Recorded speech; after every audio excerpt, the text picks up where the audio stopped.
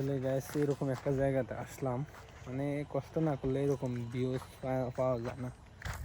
মানে দেখেন ইয়াটা, ওয়েদারটা কীরকম, জায়গাটা কীরকম, সূর্য ডোবা ডোবা ভাব। দেখেন এদিকে রাস্তাটা দেখাই, এটা নিচ দিয়ে কিন্তু আবার রাস্তা আছে। এই হচ্ছে রাস্তাটা, আর আমি আছি এখানে দাঁড়িয়ে। অনেক সুন্দর একটা জায়গা, দেখতে পাচ্ছেন সূর্য। আমি এখানে আসছিলাম ঘুরতে, মূলত জায়গাটা খুবই সুন্দর লাগলো।